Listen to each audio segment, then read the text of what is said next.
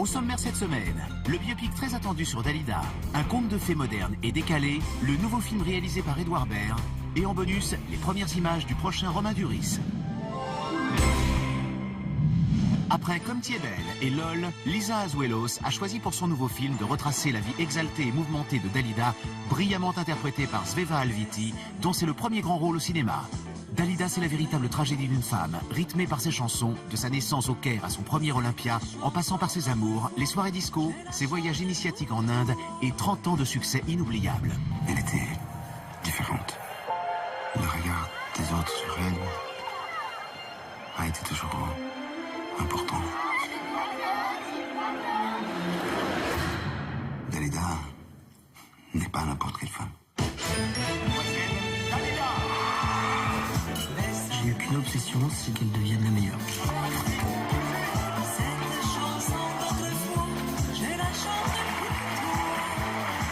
Ce que j'ai fait, je peux le défaire. C'est pas toi qui m'as faite. C'est les publics. Un jour mon prince est une comédie franco-québécoise avec Catherine Jacob où des fées sont plongées dans le monde moderne. La Belle au bois dormant est assoupie depuis 100 ans. Si d'ici 5 jours, un prince ne l'embrasse pas, le royaume des fées disparaîtra. 2 d'entre elles, Blondine et Mélusine, sont envoyées à Paris avec une mission spéciale, trouver l'homme idéal. On vous a confié une mission et tout le monde compte sur vous, je vous rappelle. C'est qu'on cherche un prince pour...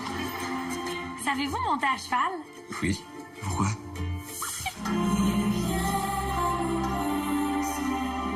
C'est quoi ça? C'est la soie. Alors, un homme qui aime les hommes, ça peut pas le faire. Oh, il y a carrément un parc avec des princes! En plus, ils ont des numéros, c'est pratique. Je suis très déçu. Il y a quoi? Mais si personne réveille la belle, on va tous crever! Belle au bois dormant? Photo? Non, pas photo, Il bisous. n'y a pas de prince ici, il y a juste des gros débiles. Ouvert la nuit est le 3e long métrage réalisé par Edouard Baird, dans lequel il tient également le rôle principal. Et c'est le dernier film où Michel Galabru fait une apparition. Dans Ouvert la nuit, Luigi a une nuit pour sauver son théâtre, une nuit pour trouver de l'argent, une nuit pour dégoter un singe capable de monter sur les planches, une nuit pour regagner la confiance de son équipe et de sa meilleure amie. Est-ce que l'un d'entre vous peut me dire là, dans les yeux, qu'il a déjà commencé un spectacle ici, sans avoir été payé jusqu'au dernier centime? À part toi. Vous n'êtes pas censé aller au théâtre, là, aller récupérer de l'argent déjà d'abord? Oui, ben on y va. Vous aviez rendez-vous avec votre banquier un samedi soir dans un bar? Ah non, non, moi j'avais rendez-vous des fois. Non, non, non. Je laisse faire le hasard, moi. Il est où, Luigi? Luigi! Mais tu te rends compte qu'on est samedi soir à Paris? On va pas se laisser enfermer. Là! Allez, on y va, on fait les choses en vrai. On va voir les gens en vrai, on les touche. J'ai envie de vous peindre. On parle, on discute, on s'inconcilie, on boit un coup. Il faut cesser d'avoir peur et c'est là qu'on aura plus de limites. Ça, c'est fait. Également à l'affiche ce mercredi 11 janvier, La Grande Muraille, un blockbuster américano-chinois où une faction armée livre bataille au nom de l'humanité sur les remparts de la célèbre muraille de Chine, avec Matt Damon. The Birth of a Nation, un drame historique inspiré d'une histoire vraie sur le soulèvement du foyer d'esclaves dans l'Amérique du 19e siècle. The Last Face, le nouveau film réalisé par Sean Penn qui raconte l'histoire de 2 médecins humanitaires engagés au Libéria, avec Charlize Theron et Javier Bardem. La mécanique de l'ombre, un thriller où François Cluzet incarne un chômeur plongé au cœur d'un complot politique. Le divan de Staline, réalisé par Fanny Ardant. Gérard Depardieu incarne un Staline se prêtant au jeu de la psychanalyse. À vos critiques. La semaine dernière sortait sur les écrans Primaire, l'histoire d'une professeure des écoles confrontée à un enfant en difficulté, avec Sarah Forestier et Vincent Elbaz. Qu'en avez-vous pensé ? Bon bah, Primaire, c'est un joli petit film avec la non moins jolie Sarah Forestier. J'ai trouvé que Sarah Forestier était très très bien. Je pense que c'est assez réaliste. Très vrai, voilà, qui représente bien la vie d'une maîtresse d'école.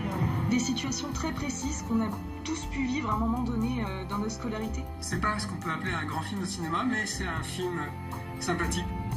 Envoyez-nous vos avis en vidéo sur le site de France 2, rubrique Mardi Cinéma ou sur les réseaux sociaux. On termine avec les premières images en exclusivité de Cessez-le-feu avec Romain Duris, où le comédien incarne un héros de 14-18 qui n'arrive pas à s'intégrer dans la France de l'après-guerre.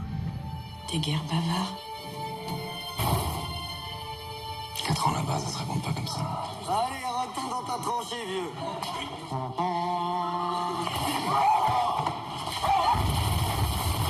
Il aurait fallu qu'on vienne comment? Les sourires aux lèvres? Comme si on rentrait d'une partie de campagne? Je sais très bien ce que j'avais vécu. Je l'ai vu de près. Qu'est-ce que t'as vu? Tu y étais dans la tranchée?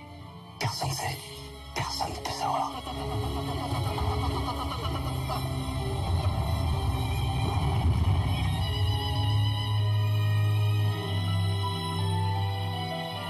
Pourquoi tu lui fais pas ta demande?